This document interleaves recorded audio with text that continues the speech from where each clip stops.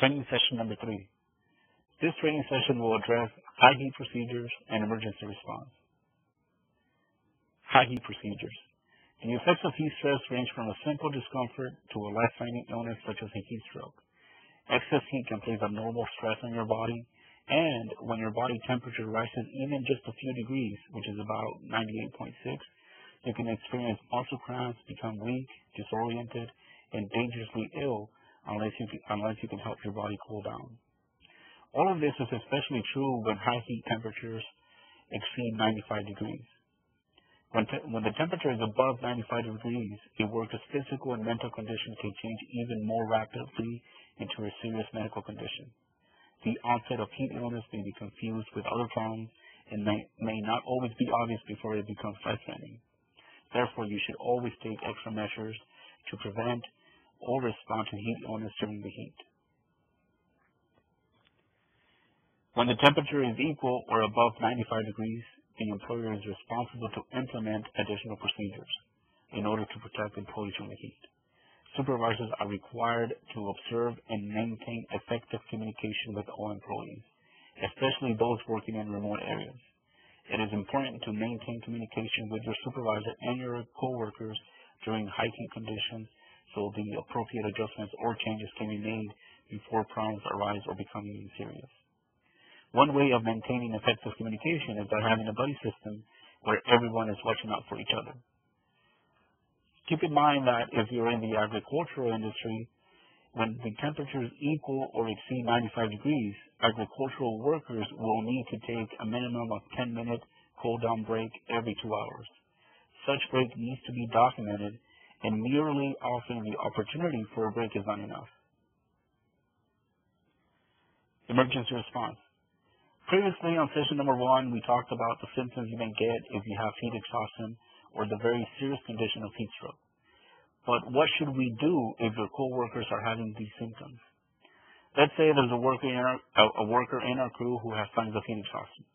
The worker is very sweaty, weak, and has a pretty big headache. What steps should you take in response to this situation? Well, you should immediately notify your supervisor as the person will need medical help.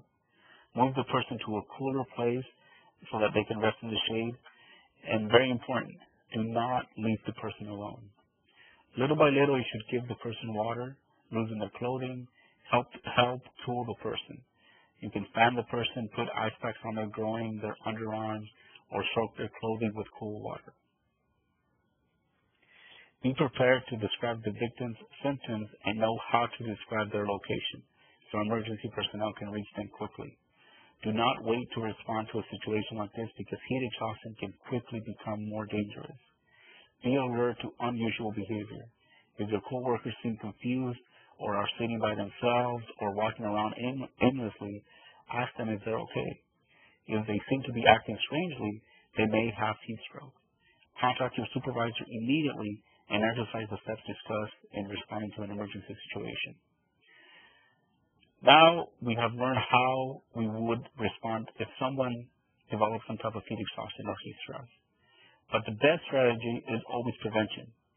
Heat illness symptoms can be prevented by simply drinking small quantities of water more frequently throughout the entire work shift in order to prevent dehydration, drinking water before and after work, avoid drinking alcohol, soda, beverages containing a lot of caffeine and sugar, and also using air-conditioned spaces for whenever we're trying to cool down. Take cool-down breaks more frequently, and you should also eat smaller frequent meals which will reduce the heat the body produces as compared to eating large meals less frequently. You should also choose foods with higher water content such as fruits, vegetables, and salads. Thank you for joining our heat illness prevention training. On the 3 different training sessions, we covered acclimatization and the health effects of the heat, provisions of water and access to shade, and last but not least, high heat procedures and emergency response. All of these different training sessions were designed to teach you the procedures we can take to eliminate heat-related illnesses in the workplace. Thank you. Have a great day.